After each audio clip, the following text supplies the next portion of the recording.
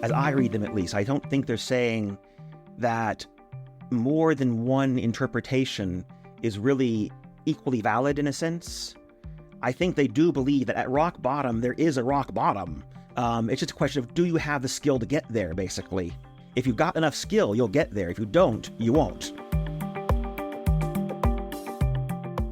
I'm Michael Max, and this is Geological, the podcast that curates East Asian medicine and methods through the power of conversation. Our patients don't pay us to care, but it's part of what you get when you visit an acupuncturist. The people drawn to this trade, it's usually because we have some kind of affinity for people. We're the kind of folk that are looking to help. Sometimes we'll wear ourselves mightily thin in the service of being useful to others. Some people call it burnout. Others term it compassion fatigue. If you've practiced for any length of time, you'll know what I'm talking about. You're threadbare at the end of the day. You wonder if the whole enterprise is worth it. The attempting to help people out of their, at times, well-deserved troubles, it more pulls us into their morass than coaxes them out of their fog. Entirely too often, I've attempted to exert some extra energy toward a patient who was not willing to show up on their own behalf. Perhaps you've had the experience as well, with the patients whose light is obscured by a cloud, the ones where you're motivated to work extra hard on their behalf, and at the end of the day, you're depleted and unsure if your treatments have gotten much traction. We're not paid to care, but we bring care to how we work because we're kind of wired that way. The problem is when we care more for our patients than they do for themselves, or we're putting more into the interaction than our patients are. When there's an asymmetrical exchange of energy, not just in the patient-practitioner relationship, but anywhere in nature, then over time, there's sure to be a problem. You know this from practicing medicine and observing the natural world. All of nature works on some kind of mutual exchange, at least where the positive relationships of mutual benefit are concerned. Of course, there are parasitic relationships, and those will, over time, drain the host and for sure bring illness. Now, I'm not suggesting that the patients who drain your energy are malicious, although some might be, but more that some people are used to leaning on others rather than being rooted in their own zheng qi. This might sound judgmental, but as a practitioner, you need to be aware of this because our job is to help our patients recalibrate their own system, and you need good clinical discernment to see where their qi is weak, blocked, or running in a sort of unvirtuous loop. How do you know when you've encountered a patient with this kind of imbalance? It's actually pretty easy. You'll feel drained and muddled after an encounter with them. You notice yourself sort of leaning into them, or notice a feeling of pity or desire to do a little bit more. And especially if you're inclined toward being helpful to others, you might tell yourself that you're really able to help them. This is when you need to be cautious. I'm not suggesting being cold or dismissive of our patient's suffering, but I am clear that some people lean on the sympathy and goodwill of others. Perhaps it is a learned helplessness, or maybe a calculated ploy to feel like they're getting a little something extra. What I've found is that there's a proper amount of attention and energy that is appropriate for any exchange. And if you're empty or carrying some extra despair at the end of the clinic day, then it's wise to attend to how you're using your qi. Maybe you're, air quotes here, intending a bit too much for your patients to get better. Or perhaps you're trying too hard at creating a connection and actually preventing your patient from digging into themselves for the resources to connect and express outward. One of the filters we use with East Asian medicine is to discern what is excess and what is lacking, which makes me think about one of the most important spiritual books we have here in the West. You probably had your parents read it to you, and if you got kids, it's quite likely you've read it to them. That great book of enoughness. I'm talking about Goldilocks and the Three Bears. What's the right measure, for whom, and at what time? This is the essence of the work that we do in clinic. So, be attentive to those moments when you're feeling a bit pulled in or a bit off balance. Look for those moments when you're talking yourself into doing a little bit extra because it might not be so good for you. And it's also not going to help your patient make positive changes. I know how my mind works. It likes to spin up a good yarn. It likes a story well told and finds satisfaction in discovering connections that make the world more enchanting and alive. I know this tendency, and so when it comes to ideas from other cultures and times, especially if I conjure up some affinity or interest, I tread carefully. Like a scientist with an untested hypothesis, I'm doing my best to perceive clearly rather than run wild with a cool new idea. So when it comes to some of the more esoteric ideas that we find within Chinese medicine, I'm cautious. When I hear terms like Shen, which gets translated as spirit, I'm already a bit nervous because even the word spirit in English, it's already fraught with peril. You think you understand spirit? Try a conversation with your next door neighbor. Maybe not so easy. Ethereal and corporal souls? How is someone encultured in the West supposed to even begin thinking about that? And a spiritual sense of will? Again, my imagination runs with it like a trout with a well-cast fly. Which brings me to the last of the five spirits, the E, often translated as meaning, significance, or intention. And I suspect you hear all the time in discussions around the practice of acupuncture that intention has a pivotal role in the work that we do. There's that famous phrase, 医者意也, roughly translated, medicine is intention. But as you'll hear in a moment, I've got some real misgivings around my understanding of intention, which you may have heard me voice in other conversations. So I've invited a few scholar doctors to share their perspective.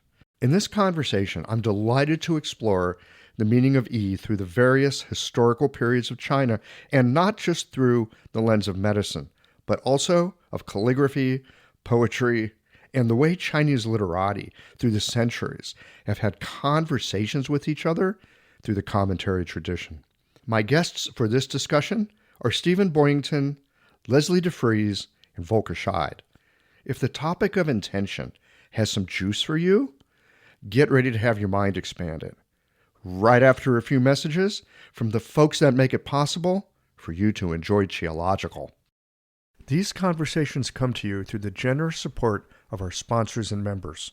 Blue Poppy, your new one-stop shop, has speedy shipping options on everything that you need for your clinic. It's Women's Health Month at Mayway Herbs. Check out their new website for learning resources on helping women with herbal medicine. Are you a creature of habit?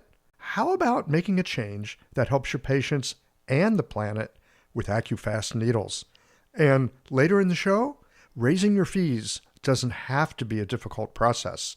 Jane has helpful suggestions on making it easy and effective. And finally, have you considered that having a thriving, profitable practice is one of the most healing things that you can do?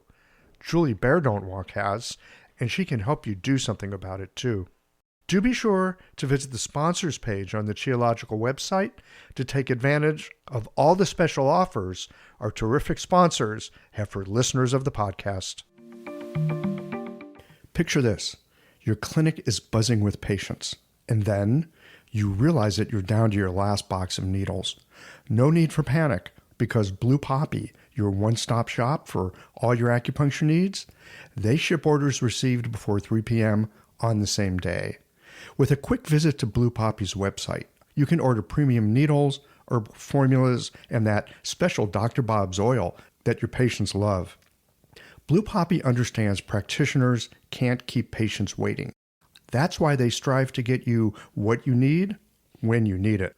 From high-quality Chinese herbs and formulations to acupuncture supplies and clinical essentials, Blue Poppy has served practitioners for nearly 40 years with products that meet the highest of standards.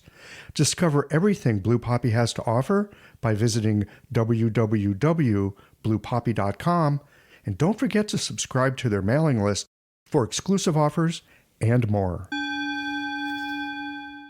Hi folks, I'm Yvonne Lyle, president of Mayway Herbs. May is Women's Health Month, and as a women-owned and women-run business, we especially love how Chinese medicine can support wellness through every stage of a woman's life. So in this month's newsletter and podcast, we're covering topics like PMS, pregnancy, menopause, and osteoporosis. We'll share expert insights and effective treatment strategies you can put to good use in your clinic. Our Plumflower brand line includes herbal tea pills, tablets, extract granules, and organic herbs, all of which you can find on Mayway.com, and where you can also find articles, videos, and other resources to support your practice. Since 1969, Mayway has been a trusted source for high-quality herbal products. In these challenging times, please know that we remain committed to keeping our products accessible and affordable so you can take care of yourself and your patients. As always, thank you for supporting Real Chinese Medicine. Daily habits and routines feel comforting, familiar, easy, automatic. That's the power of repetition. You've worked out the kinks and can do it with your eyes closed. But what if you shook things up? What if you ditched the old routine and tried something new? Hi, I'm John Sten. I've practiced acupuncture for over 30 years, and together with my wife Kelly, we created the world's first eco-friendly acupuncture needle. The AcuFast earth-friendly needle system cuts your packaging waste by 60 to 90%, depending upon your needle type, speeds up your needling, gives you more control, and best of all, while you're healing patients, we plant a tree for every 2 boxes your clinic uses. Thousands of acupuncturists have already made the switch. In just the last year, they've helped plant over 16,000 trees. Since we started, that number has grown to over 50,000. So break the routine. Be the change. Visit acufastneedles.com. Your patients and the planet will thank you. Today, I have got Volker Scheid, Leslie DeFries, and Stephen Boyington with me. These 3 gentlemen are scholars with a deep interest in East Asian medicine, and today we're going to be chewing on the topic of yi, often translated as intention. In modern Chinese, it means meaning, but there's a lot to this. And so I'd like for you guys each just to take a short moment, introduce yourself, give us a little bit of your background, and why on earth you would say yes to a conversation on yi. Stephen, how about we start with you? Wow, where to begin? Well, as my own background, I have studied and practiced Chinese medicine clinically. I studied at Pacific College in San Diego, and then spent about 8 years practicing while also getting my PhD at Columbia University. And then after that, moved to China and lived in China until the pandemic. And since then, I've come back to the U.S. and eventually managed to find my way into my current position as a history teacher at Georgia State's Perimeter College. So why would I talk about yi? Well, as we've actually mentioned before, it's an issue that's, I think for all of us, has had a long-term interest because what yi means is far from clear in the original text. And so I don't know about everyone else, but I've spent a long time also, puzzling over this and trying to see if I can find a more precise definition of this term. And what do doctors really mean when they say these things? When they talk about, the E of a formula or, the E of a particular person, what are they really talking about? So Great. So it's a great topic, I think. Yeah, I'm really looking forward to it. Leslie, how about you? Okay, so my interests in Chinese medicine developed also from practice, but not really practicing medicine in the form of acupuncture or formulas.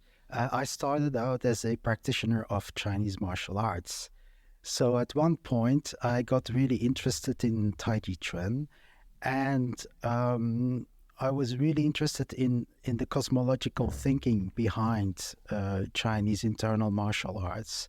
And one of the things, or one of the instructions often given in Tai Chi Chuan practice is 用意不用力. So actually, from before I was starting my research, I was quite familiar with that term.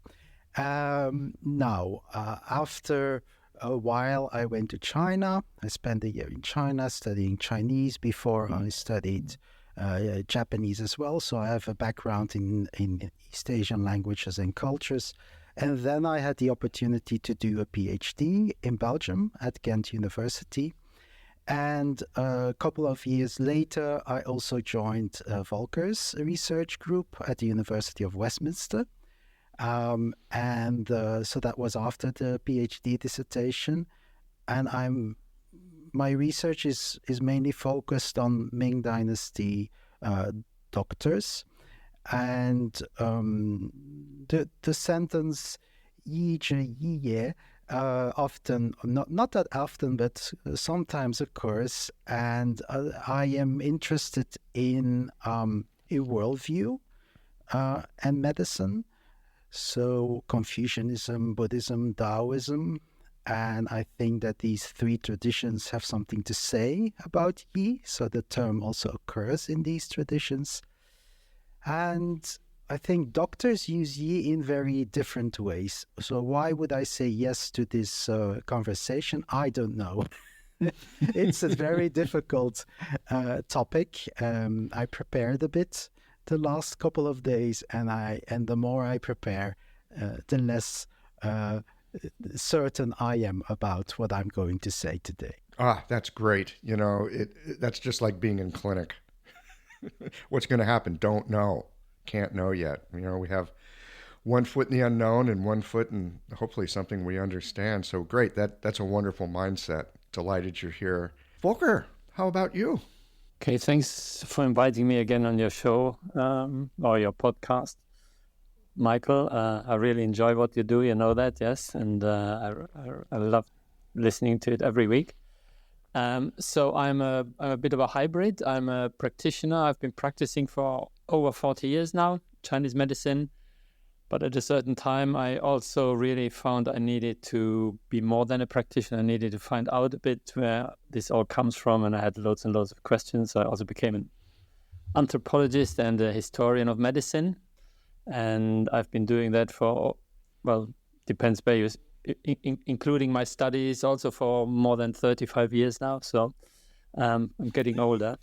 And I remember as to where the E comes in, when I did my fieldwork in Beijing in the early 90s, I walked into a friend of mine took me into a lecture by Professor Liao, I forget his name. He's written a book on the E to E, yes, in modern China, Liao Yuqun. And at that time, he hadn't written the book yet, but she took me into this lecture, and that's the first time I encountered E to E. Yeah? I encountered loads of things in China that I hadn't heard of during my studies of Chinese medicine in the UK at that time. So it opened the door. I became very, very interested in it because I thought it's cool. Like Leslie and like Stephen, I don't know what E means really. I think probably there is no one meaning. I'm pretty certain there is no one meaning. I've been thinking about it. I wrote a paper with Dan Bensky at one point in the late 1990s on it, which in loads of ways I regret because people took out of it exactly what we said we didn't want it to be, that medicine is intention, and it's something that, comes to you sort of kind of like, we specifically at the end of the paper said it's not like a Western romantic notion, yes, okay, that like of intuition or something, but people took it. I think loads of people took it exactly that way. So I learned that when you write something, you have to try to be clear, but at the same time, once you've written it, it's called in literary theory, it's called the death of the author. You lose control over what you've written. So you need to be prepared that people will take what you write exactly in the opposite way of what you intended. So today is just another point in the long journey in Chinese medicine with E. My opinion, I've gotten more interested again. I'm also working at the moment on the 17th century, or not at the moment, for about 10 years now. And in the 17th century and also before in the Ming Dynasty, I hope Leslie and Stephen will agree, E becomes a term, like this whole notion of E to E, yeah, but E becomes a term, at least that's how I see it, around which doctors and other people interested in medicine conduct their debates. Precisely because it's not defined. Yes, okay. And I come from, as an academic, I come from science studies. And one of the things you do in science studies, you look where things are falling apart, where there's contention. That's what interests you, yes? Because this is where kind of like gaps open up, where knowledge gets created, where something is no longer stable. And I think this term E is a contested term, and it has allowed doctors and all the others to contest and to think medicine, yes, and to think. And maybe one of the things I hope for today, that I will learn more about what E is, but at the same time, hopefully we can communicate to an audience of practitioners the joy of actually looking at things that are not stable, that are contested, yes, and that one gets something out of it rather than, oh, E means that, oh, it has to mean that. Yes, it's more about the debates. Anyway, that's my hope. Great. Wow, that's exciting. I can't wait to hear more. So for myself, when I was first learning medicine, if I heard something that I didn't understand or I couldn't figure out, I figured it's because I didn't have enough experience, and that if I just kind of keep my mouth shut and listen and maybe learn more, that later on I'd know more about it. It turns out this is a really bad habit, because you go through a lot of time not understanding it. Also because often enough, the person who was saying something that I didn't understand, they may not know what they were actually talking about, or they may have been unclear themselves. And my unclarity was because they were actually unclear. I didn't have the nerve at that point to speak up and say something. So that's partly what brings me here, is a long period of time hearing about E, not really knowing what it means. Look, I've heard colleagues talk, and they speak in earnest, right, and with great sincerity about how acupuncture, it's all about intention. And, it's like I'm supposed to know what the hell that means. And I actually don't. I've been practicing long enough to realize there's a lot I don't know. And so, yeah, I keep hearing this. That's why I reached out to Volker about this, because I read that article years ago, and I thought, wow, this is interesting. And I've learned a little Chinese, right? And in E, E's a really interesting character. When you write it, it's sound over heart. Oh, wow, that's beautiful. It's poetry. Oh, the sound of the heart. Well, you can start to dream all kinds of things into that, right? And it's in the word Isa, which means meaning. Oh, meaning. There's a powerful thing that you could talk about for a long, long time. So when I think of using intention, right, when I think of hearing, this thing about using intention, and like if you intend strong enough, that it's almost a kind of a fa chi, like you're putting something into the field or into the patient or into the channels or something, like your intention has some kind of mojo that makes something happen. And again, I think of Qigong practitioners fa'ing Qi, except, well, look, I got needles, so I'm fa'ing me some intention. I've never been good at that. It seems a little bit like mental gymnastics. And I also have a hard time separating out, like, what's intention? What's my intention? What's my hope that they're just going to get better? What is my wishful thinking that what I'm doing could be useful to people? And what is my selfish desire that the patient gets better so I can feel good about myself? All these things swirl in my mind when I'm thinking about E. One more thing, just to make it a little bit more challenging. We also have the terms Shen, Zhi, Hun, Po, right? All the spirits of the different organs. And so often I find myself in conversations where we're talking about it and we think we actually know what we're talking about. Look, this is stuff that comes from a foreign time, another culture, another language. It bespeaks a physiology, it bespeaks a cosmology that is so far away from my postmodern Western mind. I want to be really, really careful with how I think about and use these terms.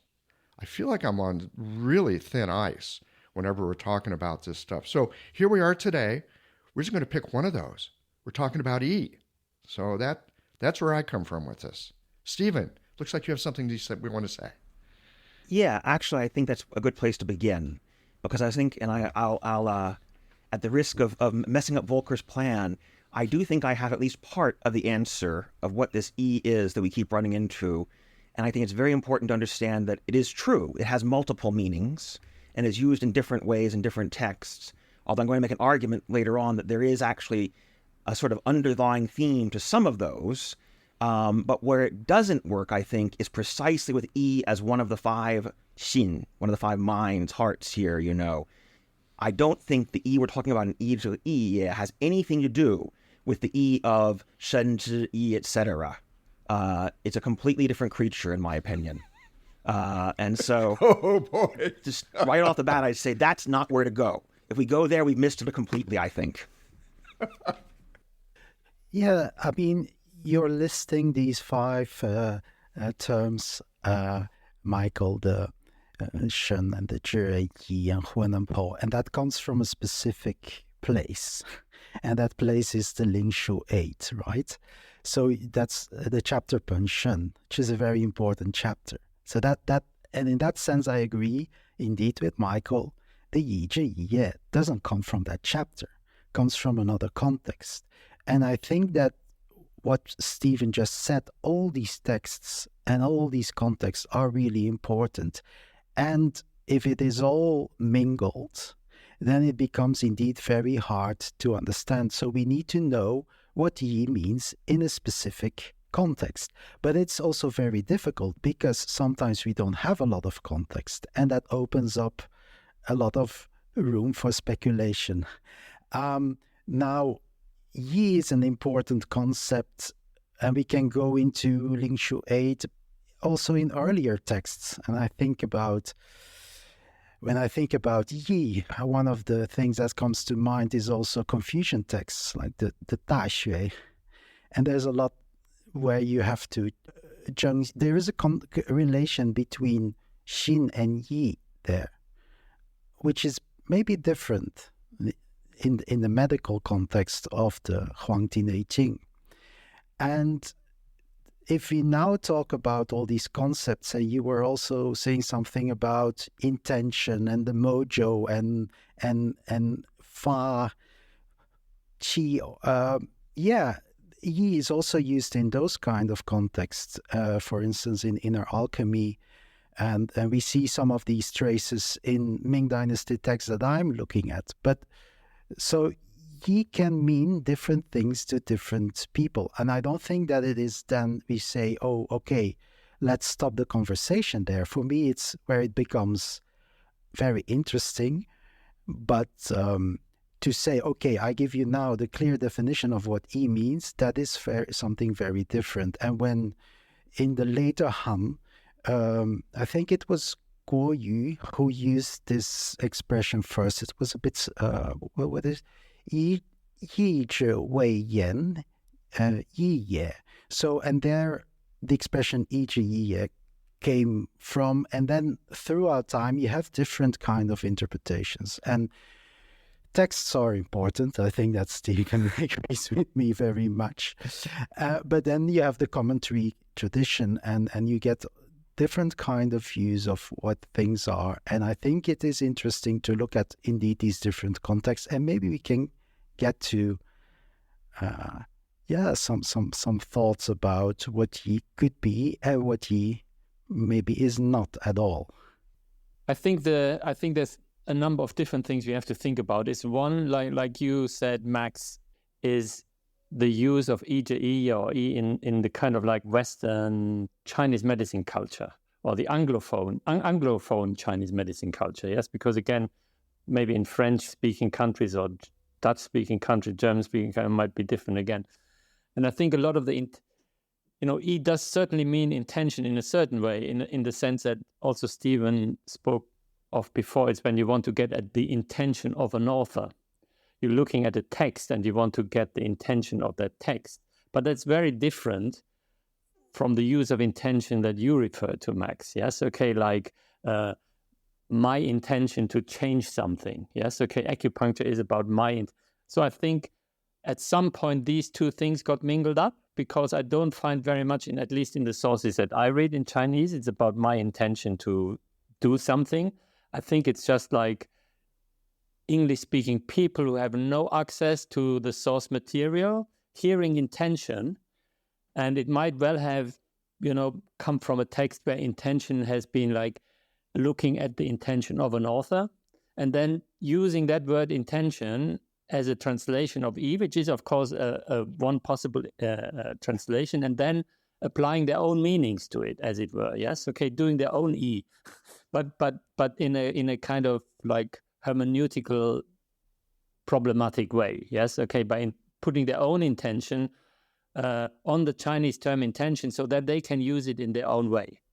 And yes, and I think there's a really important reason for that, because I think culturally speaking, I think intention for us, in modern Western culture, we like to impose our will onto the world. That's how we live. Yes, okay? That is what our culture is about, yes, to dominate nature, blah, blah, blah. We could talk, that's another topic. But I think it's very deep inside of us. And that's why translating E as intention kind of resonates with some of our own ways of imagining our own needs and our own way, on our own habitus, or however you want to call it. Yes, okay? Like using ourselves to change the world, as it were, including our patients. Yes, okay. I think that there's not just an issue of what does E mean, or how do doctors, poets, and all the rest of ancient China talks about E and why, and in which context, but also why do Westerners talk about certain kind of Westerners? Because if you would go, Stephen, in a sinology department, they would talk very differently, or in a poetry, they would talk very differently about it. Yes, because they obviously have the hermeneutical tools. Yes, okay. So I think we need to keep those two things separate from each other. Yes, okay. And one more thing, just now, Stephen, I'm not thinking. I think when we look at the Chinese text, what I'm interested in is not getting the meaning of E so much. But what are they debating? Yes, okay. Why do they use this term to debate certain things? What is it that they are debating? Rather, that interests me. Does that make sense? Of course, that means you need to understand a little bit about, what E means. But what is it that they are actually debating? What is it that interests them? Yeah.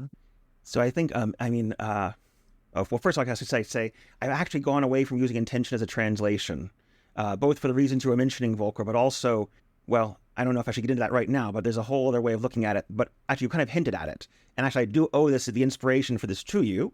In 2016, you pointed me in the direction of Stephen Owen's work on Chinese literary thought and poetry. But I had already begun through my dissertation to begin thinking about, well, I've been just puzzling over certain problems in the way that the Chinese doctors seem to see illness and healing, illness in particular. You read something out of one of Stephen Owen's books, and I thought, oh my God, that's exactly what I've been trying to describe in the way people see illness, basically. And so I began digging into this literary issue, and it's become my personal rabbit hole at the moment. And it's totally changed the way I see E in the end as well. So, by the way, though, while it's on my mind, one comment to Michael, which is we need to have an episode on translation at one point too. So, big question there. Okay. So, E has a long history in Chinese literary thought. And it actually turns out that it does include, usually, some element of intention, in the sense that it is something that there's sort of an element of the author's intention to do this, but it's not primarily about intent. In fact, Owen translates it as concept. And actually, I'm just going to quote Owen here because I got it with me. Maybe we should say to the people who don't know Chinese literary theory, Stephen Owen is an incredibly important person in the field of Chinese literary theory. And he's written a fantastic book, kind of like a reader. Readings in Chinese Literary Thought. Yeah, anybody should read that book. Yes, it's absolutely brilliant. Yeah. So he puts in his discussion of E, and he says a lot about it throughout the book, but at one point he comments on, here are a few of the things he says about it here, that it's one of the hardest terms to translate in all of Chinese literary thought, which I think confirms the problems that we have with it in medicine too.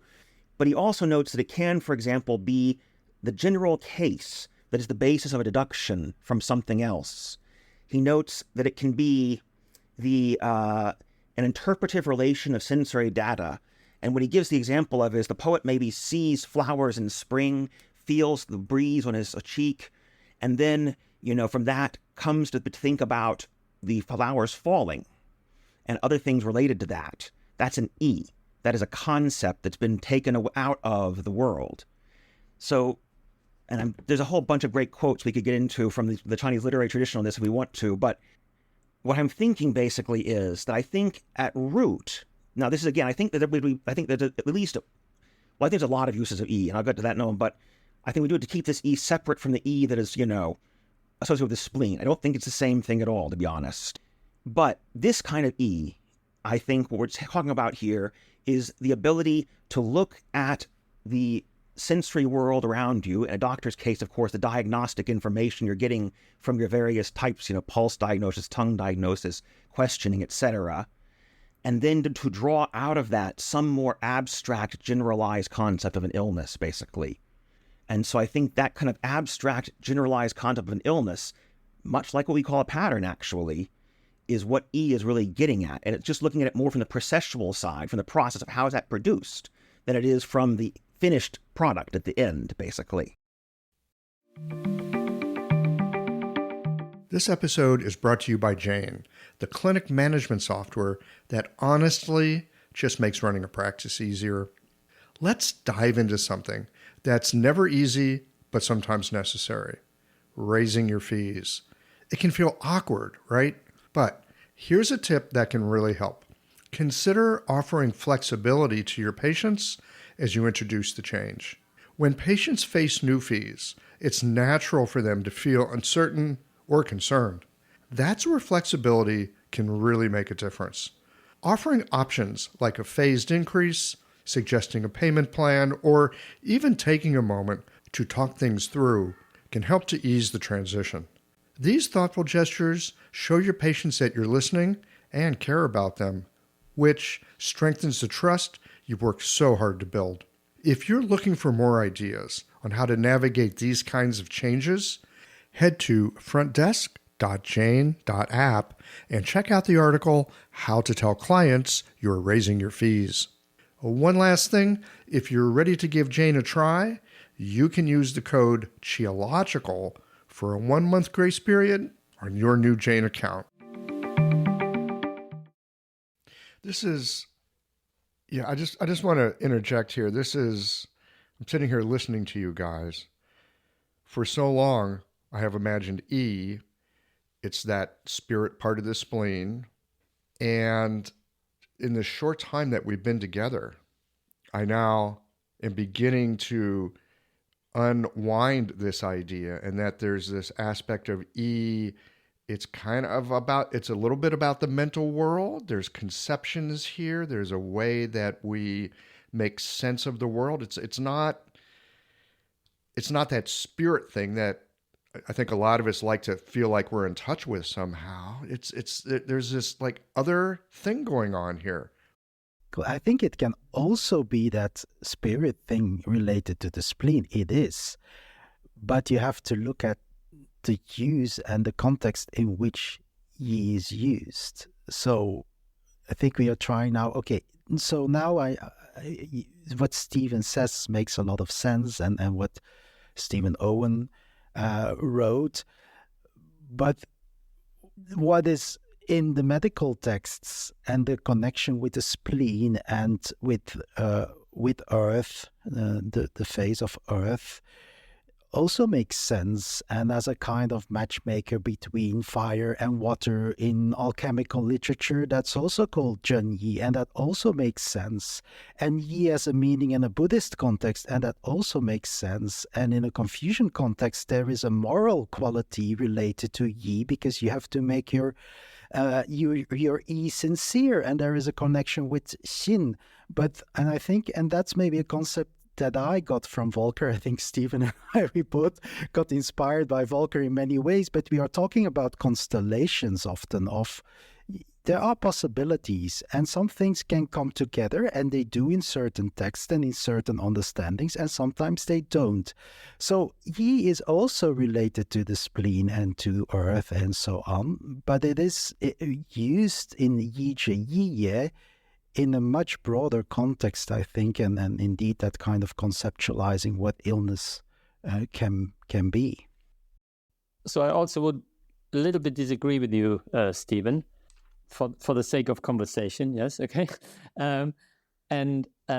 First of all, the way I read Owen, he obviously shows us also that in the field of literary studies, he is contested, and it changes over time. And how people at a certain point use it is different than people use it at another point use it. So one of the things I got out of Owen, which I found very, very useful for me, and that also really connects literary thinking to medicine for me. In literary thinking, how he describes it is always about a relationship between an inner and an outer. And I think that you getting at as well.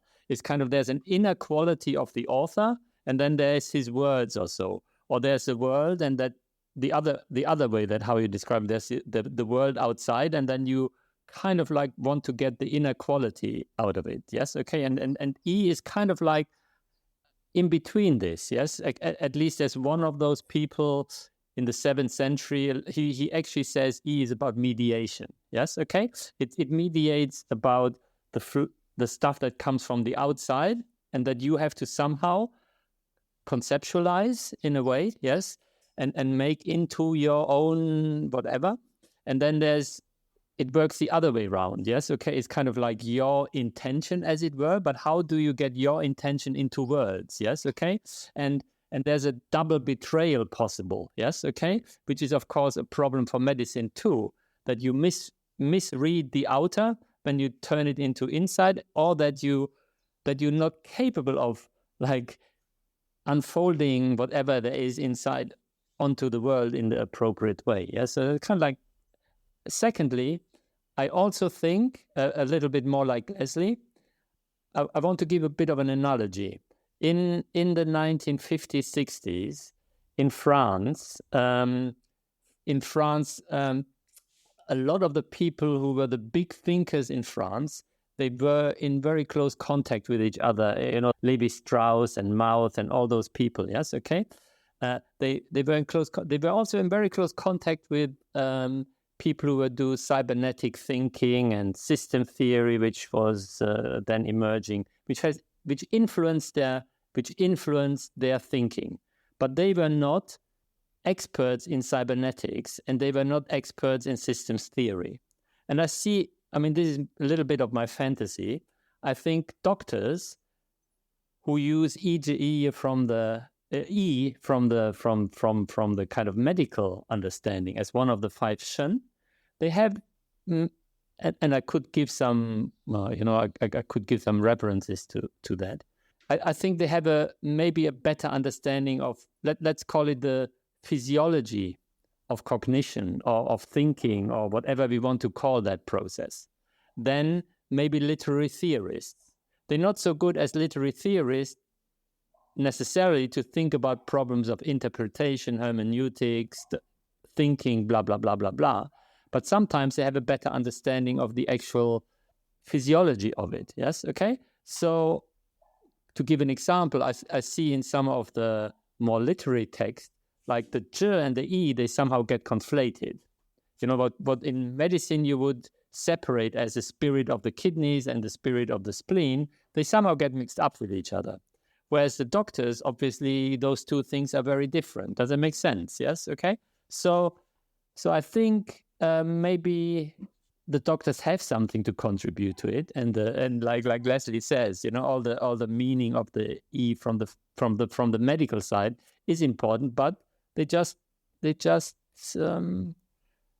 complement each other, or sometimes also clash with each other. And Stephen, maybe sometimes we need to ignore them for this particular case, but that doesn't mean we have to ignore it always. Yeah, completely agree with that. I'm not saying that the notion of E being associated with the spleen, et cetera, is totally useless. Although I'll be honest, I have the probably somewhat unpopular point of view that a great many of the associations mentioned in the Huangdi Neijing actually have no clinical reality, and that's another story.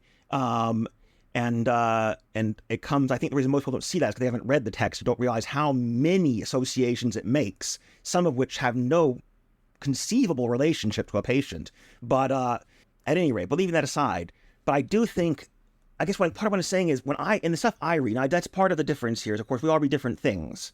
I read mainly Tang and Song and Yuan material. And so, for example, the whole Neidan, the internal alchemy tradition, although it begins in the late Song, it really doesn't take off medically until much later, right? So that's not really an issue in my text. And so I'll grant right there, it's quite possible it's being used something in a way very differently from what I'm used to in those texts. Yeah, obviously we should say that, like in the Ming, Leslie, in the Ming, E is a big thing. Yes, okay, E becomes a very, very big thing in the Ming. Yes. And I love, by the way, Volker, your description of it as being a mediator. That, I think, captures the idea very well, that it's like you're going between the raw data and some kind of abstraction of that data you can work with, basically. And E is both, it can be both what does that, the part of your mind sort of that does that, but also it can be the concept itself when it's formed later on. I do want to make one more response, which I think you may be slightly mistaken, Volker, about one thing. I actually think that the doctors, at least the elite doctors who come to dominate the written tradition, at least, from the Song onward, if anything, know the literary theory and the literature better than they would know physiology, certainly as well, because these are, okay, I'll go with as well. These are people, I think we have to remember, who generally were trained in literature intensively, and often came to medicine only as a second career, basically. Part of why I became interested in the literary approach to the medical text is I began to realize the people we're reading are people with tremendous literary capacities frequently, and training. And so I think it's foolish to ignore the fact that there is a literary aspect of what they're doing. But I think that's also why so much of what appears to originate in literary theory, and much of it goes way back, we're talking the Han and earlier in some cases, then beginning around the Song suddenly begins to crop up in medical practice and thought. And I don't think it's a coincidence. I think it's because it's the Song when these literary men become doctors and they bring their background with them, basically. Yeah, Stephen, I want to say something about that and open it up a little bit to other fields of knowledge and also related to aesthetics. I read a very interesting article by a Chinese scholar called, his surname is Shi.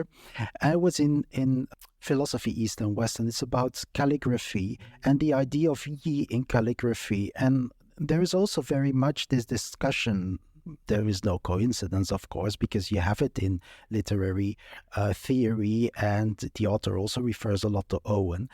But this idea of the intermediator between the outside and the inside is also very important in the calligraphic tradition, which is also, of course, one of the arts practiced by these people, let's say, from the Song Dynasty on, that entered the medical profession. Now, what I found very interesting is that in calligraphy, there is a distinction made between you-yi and wu-yi. So you-yi means the presence of yi, and wu-yi means, beyond or no, the not having yi. And there is a connection with, the Wu-Wei kind of idea in more Taoist contexts. And then I come a little bit back to what Michael also said, maybe from a Western perspective, doing whatever is your intention in a very subjective way and anything counts, is not exactly what is used when they say we use yi in an intentional way that comes from ourselves. In calligraphy, there is a discussion between you-yi, and that is about conceptualizing first what you want to write, or being very spontaneous and just write. And and then we are a bit later in time, some people even got drunk and wrote, and then because there were no constraints anymore. Now, these people didn't just start out writing whatever without any training. So in the end, in calligraphy, the Wu-yi kind of, let's call it school or camp, won the debate. But even for them, the Yo-yi, so that you first learn to conceptualize by study, and that means study the examples. So the calligraphy of the masters, copying what they did, so that you can conceptualize and internalize it, and that it is a bodily practice, like medicine is also a bodily practice. And then at a certain stage, it becomes a more spontaneous practice. But it is a kind of trained, spontaneous practice that fits a certain tradition. And the same is true with reading and writing poetry, and the same is true with yi, zhi, ye in medicine. I am looking at one of my research interests is a Vietnamese doctor, Le Hu Chak, who is, of course, very much within a Chinese cultural context, a Neo-Confucian, Sanjiao Hui, so the three teachings mixed kind of context.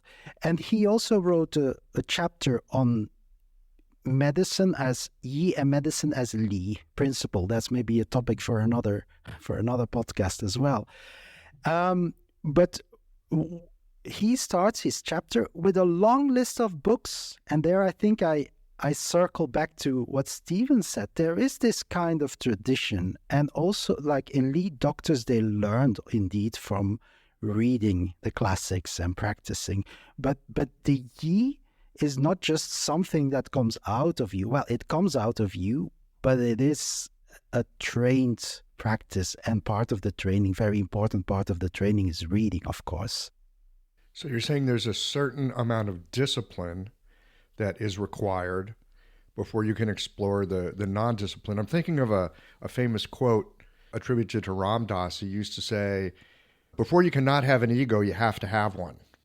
So maybe one of the things we can bring some agreement to all of us, and also some coherence with the way that I is, as far as I can see at least, used in the medical literature, is if it is about mediation.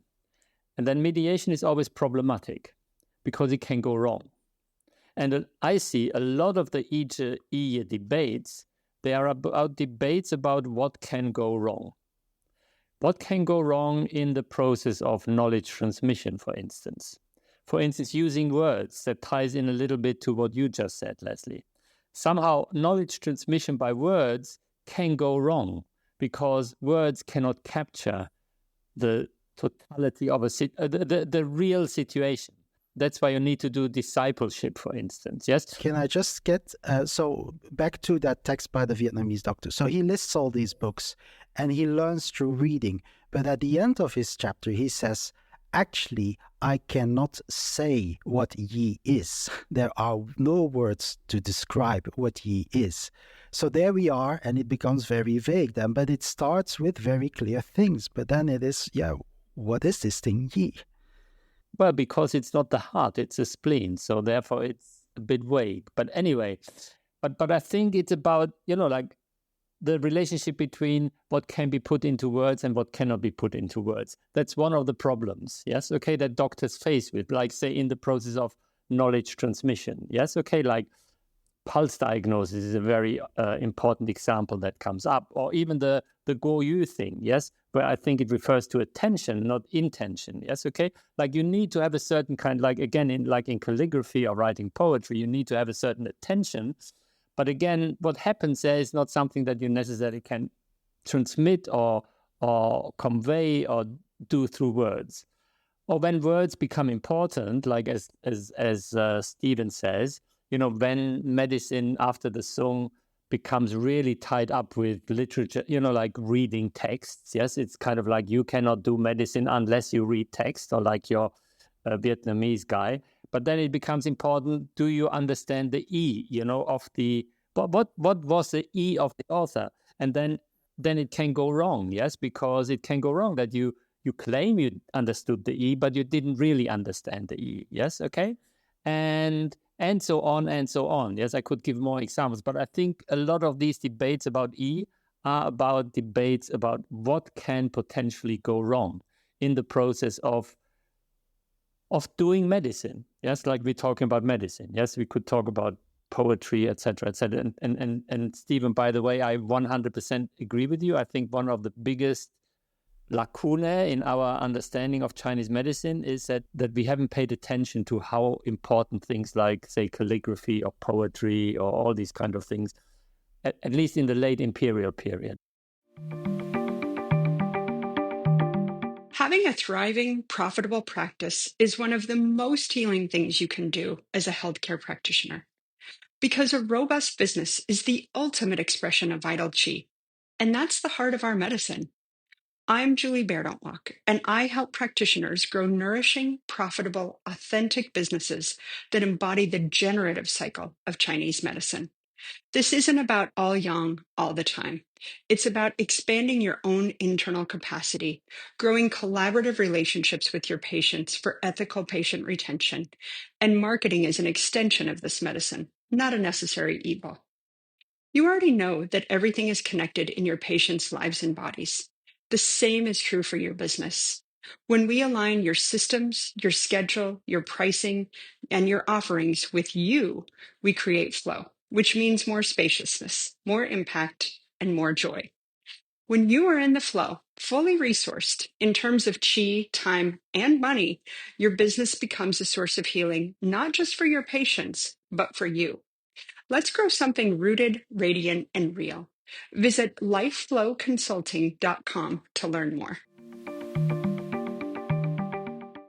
So, by the way, I have a chapter in a book coming out. It'll probably be a long time from now, but that will be dealing precisely with the literary quality. I'm looking at genre in that particular chapter. But see, actually, one of the interesting things I thought, so I always, like Liz, I went back, I thought, okay, I looked into this a while back, but I haven't looked at it recently. I dug up some of the stuff I'd looked up on this, and it struck me this time going through it that although what got me interested primarily was trying to figure out what Yi means, it's almost absent from the, literature up through my period. So up through the Yuan, it barely ever appears, that phrase, as far as I can find. That's a caveat. There may be things I haven't found yet. But for example, you do find it, in fact, the earliest one I know of, where it's word for word like this, is in, of course, the Qianjin Yaofang of Sun Si Miao. And then it will show up again, more or less in a quote of the Qianjin Yaofang in a Song formulary. And then finally, I think, let me pull it up here to make sure I'm not misquoting, but my remembrance is that it does... No, actually, it doesn't even show up there, does it? Okay, yeah, it's the only real examples I've got for you. But what it does, but E shows up more. Not a huge amount, but it's more frequent on its own. But what it is, and is more like what you were talking about, Volker, this question of what is the, and I've moved away from intention, which I did used to use to translate this, but what is the concept, the conception behind a particular formula, for example? So one of Zhu Danheng's students, who is often cited as an early sort of warm disease person, all that's, kind of reading back into the past there anachronistically, but this is Wang Lu. And Wang Lu has this beautiful text, Collection or Eternity of the Medical Classics, the Yi Jing Su Hui Ji. And he says about, because he's talking about this question of did Zhongjing write formulas for warm diseases or not, basically. And he comes and he says, when reading Zhongjing's books, you should seek to understand his concept or conception here in establishing a method. If you obtain an understanding of his conception in establishing a method, then you will understand that his books are adequate. Oops, that's the wrong quote. That's it for a different argument. But it kind of sets the stage for the next one. What he says here is, if Zhongjing had established formulae for warmth and summer heat, it would certainly not be like this, referring to his formulas for cold damage. there would have been separate methods. I merely regret that his legacy was lost and not transmitted. He's one of those who believes that Zhongjing did write these formulae and they were just lost over time. At any rate, but there again, I think we see that usage. So then we should go forward a little bit, like to the 17th, 18th century, when people start, because of people having had a lot of their own interpretations of what Zhongjing meant and claimed that they understood his E. Yes, okay. So then you get actually people who say, well, all this E talk, that's a whole lot of nonsense. E is like the worst possible thing that you can use to base your medicine on, yes? Medicine needs to be based on facts, so to speak, yes, or evidence, yes, okay, so that ties in a little bit with the Kaozheng movement, etc., yes, okay, but like Fang Youzhi, for instance, he says, a big person in the world of Shanghan studies, yes, okay, he says like, E is, that's terrible. And then if you move to Japan, to Todo Yoshimasu, yes, okay, he clearly says, yes, okay, E, like basing your medicine on E, that's just like, that's fantasy, yes, okay? What you have to base your medicine on is, like facts, yes, okay? So I think we need to be attentive to that as well, yes, okay?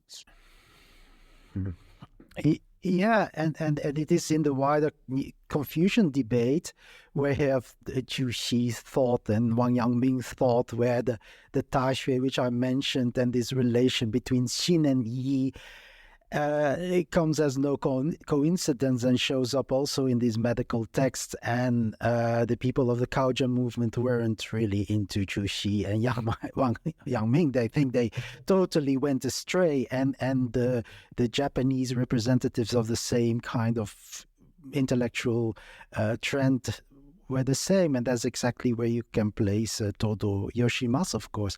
But I find it interesting. I think we had that discussion once before, but even Todo Yoshimasu must have a kind of intermediary kind of thing in which he negotiated the outside world. I mean, that is a bit a kind of tricky thing. I don't know what you think about that.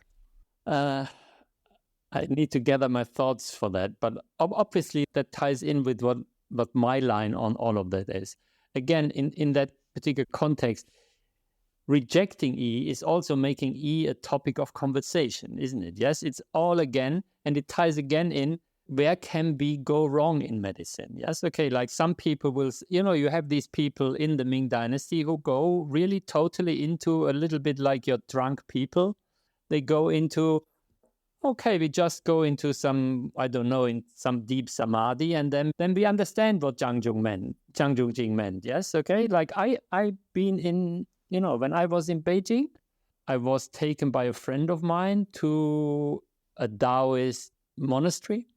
And the Taoist priest, he basically telephoned Sun Tzu Miao. Sun Tzu Miao would give him the prescriptions. Yes, okay, that's what he would do. So obviously you can understand that some people would say, imagine this guy says, oh, I get the E of Sun Tzu Miao. So you can understand why some people, like Todo Yoshimasu, would say, oh, this is total nonsense, isn't it? Yes, like you need to do Kaozheng. So these are just like extreme positions on a continuum where people discuss all these different issues, yes? So I think all we can do in the scope of this conversation is kind of alert us to these issues. But what would be very helpful if we kind of like went through, like a little bit like Steve has done now. This person says that person says that. In this context, it means that. In this context, it means that. Yes, okay? And one other dimension, the Chinese literature is not just complicated, but it's also very playful, Stephen, isn't it? People start, and Leslie, you both know that much more than I do. People play around a lot because because they sound similar, yes, okay? But then you can substitute a lot of other E's for that E, yes? So you can substitute the I Ching, and you can substitute E for art, and then you can substitute, I know some quotations where they substitute E for clothing. Yes, okay, like medicine is about clothing. If you put on the right clothes, that makes good medicine, and people use this kind of playfulness in both ways just to make fun of it. and also in a very serious way, like Zhang Jibin writes about medicine is E, like the I Ching. Yes, okay.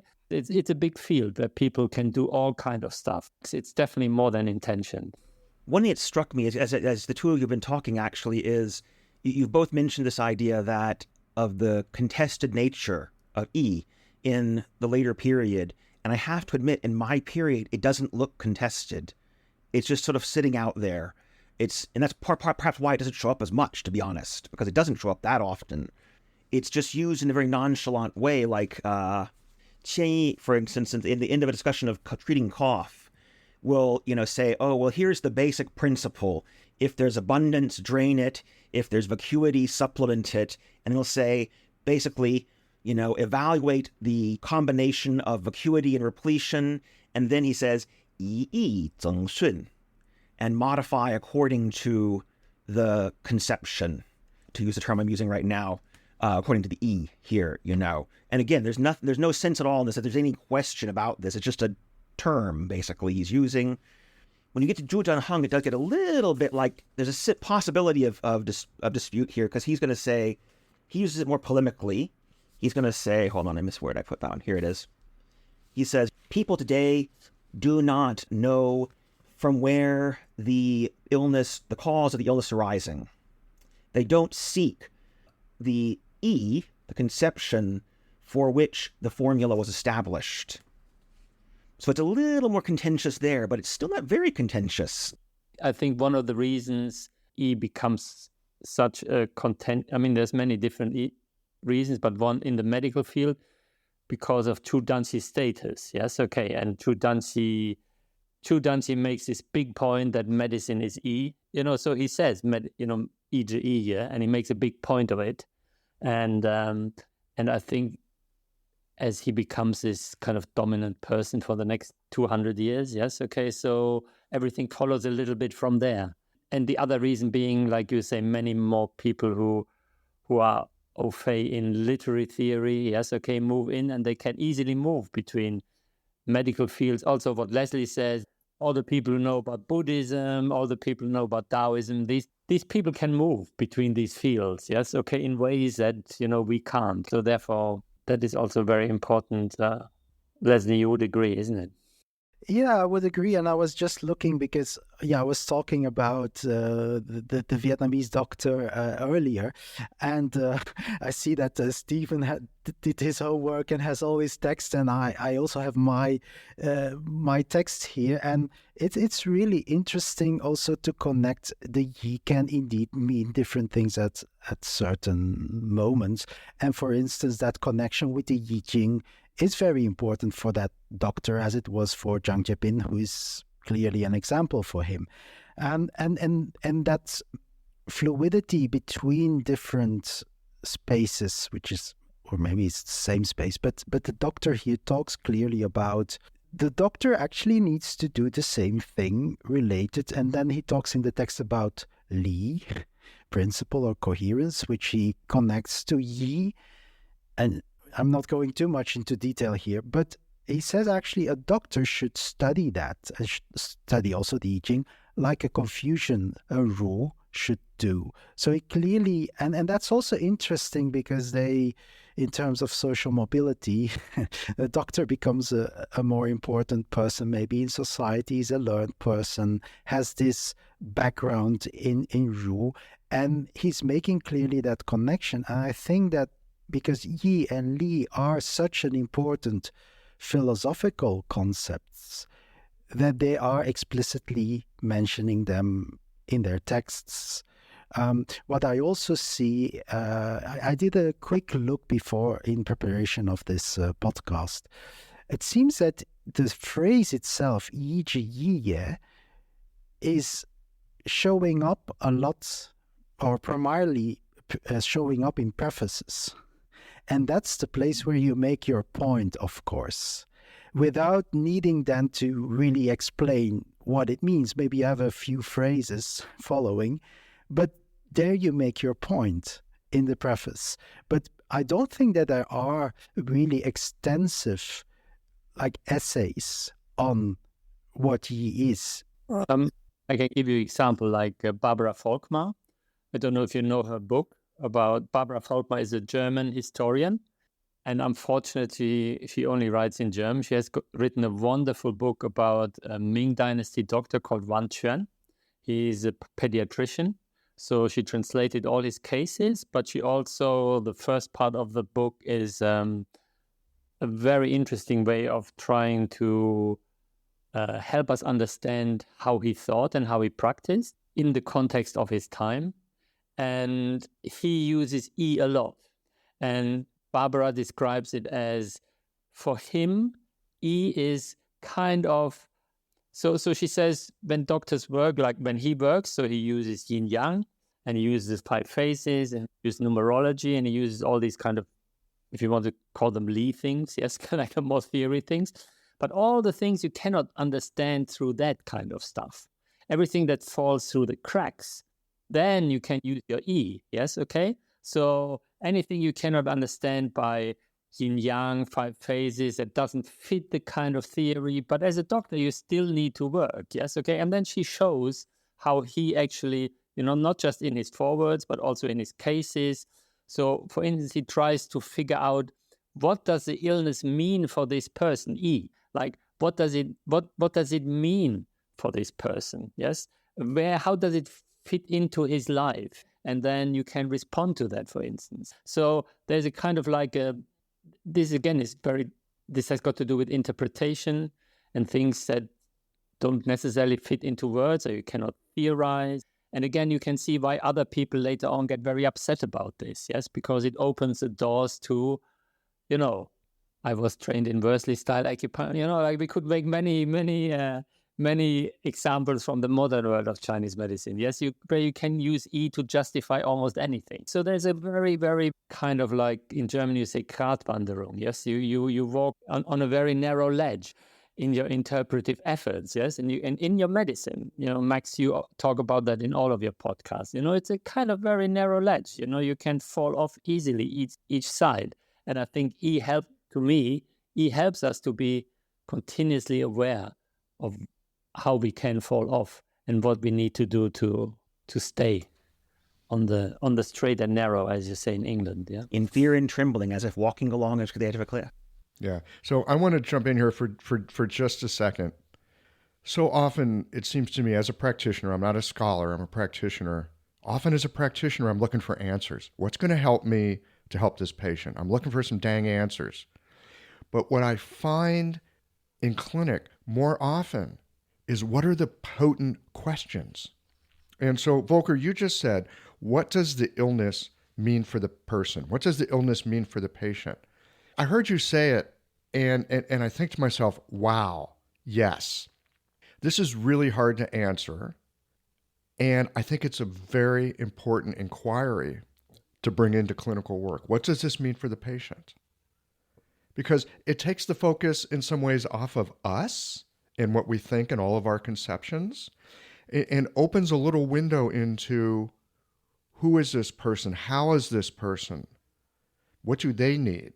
What do they need that I don't need? What do they believe that I don't believe? But E will help us precisely to say, this is not what we have to do all of the time.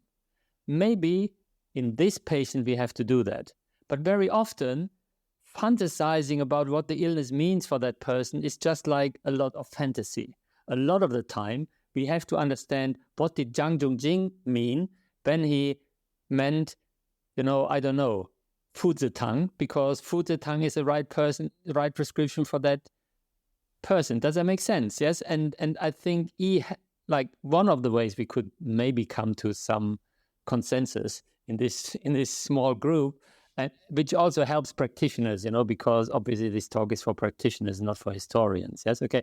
Then paying attention to the different dimensions of E prevents us just from, saying like, we always need to pay attention to what illness means, or we always need to pay attention. Like, the most important thing in medicine is to figure out what Zhang Zhongjing meant. It's important, but it's not. Do you know what I mean? Yes, and again, there's many different ways to figure out what Zhang Zhongjing meant. This is the most infuriating thing about practicing Chinese medicine, is that Well, sometimes yes, this is important. Sometimes, yeah, this is the thing that's going to take you astray if you focus on it. Knowing what to apply at what moment. Look, it's not a really simple flow chart. You can't flow chart the damn thing. You really can't, which is the delight of practicing the medicine, and it's also the incredible, infuriating thing about being a practitioner. Both of these things are true, at least in my experience. Like the spleen, you need to eat, but you not need to eat too much. And actually, I think in one sense, that's actually, at least, again, I think we have to be careful who you're talking about, but among the writers I work with, I think that is part of what E is actually about for them. The way I often describe it is, it seems to me that at least with the people I work with mainly, they read a patient the same way they would read a book. And so under that point of view, you see that then E is the skill to read that. But again, there's no way that you can say there's only one way to do this for every book. Every patient, every book is different. So E is the ability to handle all that. And also I think the level of understanding changes, because you don't read the book in the same way the second time you read the same book. And there is probably more you can get out of it. And again, I'm looking again at elite medicine. These doctors were reading, or Confucians were reading books over and over and over and over again, and trying to get to the core of it, but maybe never got there. But it is a lifelong practice. It's not just thing you follow a course and then you get it. You learn through practice, and that's also a Confucian principle. It's not abstract theoretical knowledge. It is something that you get, whether it's writing poetry or calligraphy or meditation or practicing medicine. It is a practice, and the Yi has to, I guess, develop. You probably get clearer in what you do and know what you do. And I do think we have to remember also, it's not I think it's important to understand that, as I read them at least, I don't think they're saying that more than one interpretation is really equally valid in a sense. I think they do believe that at rock bottom, there is a rock bottom. It's just a question of, do you have the skill to get there, basically? If you've got enough skill, you'll get there. If you don't, you won't. So... And there you get the debates, indeed, that they argue that other doctors didn't get there. It's very superficial. They didn't get to the depth. That is, it's easy, because how can you prove all these kind of things, of course? Michael, I think we had some kind of consensus, yeah? And we had a lot of fun getting there, so. My head's spinning a little bit. Here's what I take from it. This might be a good moment just to bring up a summary. What I'm taking away from this is there is a real importance to having some fundamentals and some basics. And after you have that, it opens you up to the possibility of doing things that go beyond the fundamentals and the basics. But good luck trying to get there if you haven't built that foundation. Now, building that foundation, okay, we could have a lot of conversations around that, and it sounds like we do over the, course of commentaries, when you read different doctors. I especially appreciate this, I'm going to say, kind of uncoupling of what E is from that spirit sense of the spleen, but it's not completely apart. It's like looking at a tapestry where threads interweave with each other in different ways. It's not just one thing, and of course my Western mind just wants to make it one thing. But it's a much more three-dimensional, again, where tapestry really comes to mind for me. It's a number of things all interwoven. Does that make sense? Am I catching the flavor of it? What about if you say that E is also about, it's like a bit like what Stephen said, it's the field of E that people discuss, it has got to do with, in order to do something very well, and so that it produces a result that you're after, you need to have a certain kind of discipline. So the debates about E are debates about what kind of discipline you need in a certain way. Like also, Leslie, you say you need to make your intention sincere. So you cannot just, however you want to interpret, you cannot just go and stick the needle here or interpret like this. You need to have the hermeneutic skill, the bodily skills, the skills of touch and attention and of having read and having not just read, but also knowing how to interpret and clinical experience and maybe a good teacher who has guided you. And can you follow that? There's a kind of like a number of different things that could help you in this disciplining. Because I think it's about a disciplining. And the critiques is that when you don't discipline your E, yes, when you don't discipline, and that takes us maybe back to the beginning, simply translating E as an intention is an undisciplined E. Do you know what I mean? Yes, okay? An E has to be disciplined, yes, okay? And the debates about E is how should we discipline it? And we haven't reached, like people have different ideas about it, yes? And we could continue in it, we could present some of these disciplinary measures. But I think it's really important, freedom comes from discipline. I would agree. I'd also add, just to make sure we don't confuse anyone, that in the Chinese itself, you would never, in my experience at least, talk about an undisciplined E or a disciplined E. It's either an E, it's either you got E or you don't got E, basically. They don't think of it in the terms we're using, but I think that's sort of I do agree, it's sort of what's being gotten at in a sense, but they would term it differently. Well, this has been delightful. And I really have enjoyed this time with you guys. Appreciate all that you brought to this. My suspicion is, and my hope is, that people will have a listen to this and consider E in some different ways. There's a lot here. That piece about discipline, that really rings true for me.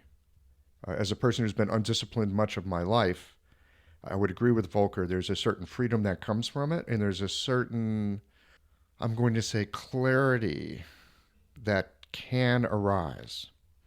And that's helpful for me to know in the work that I'm doing, for sure.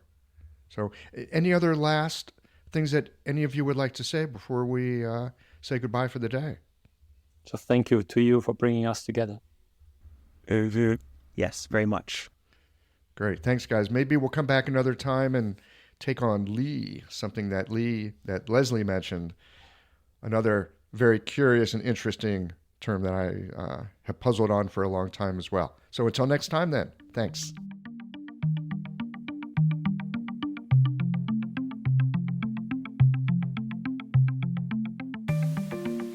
Nothing like having the props kicked out from under what I thought was a solid and workable idea.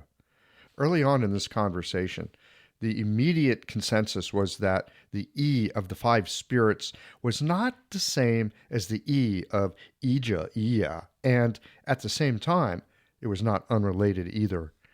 It can be infuriating when a character has multiple meanings, but much like the practice of medicine, it's the context that determines which aspect of meaning prevails.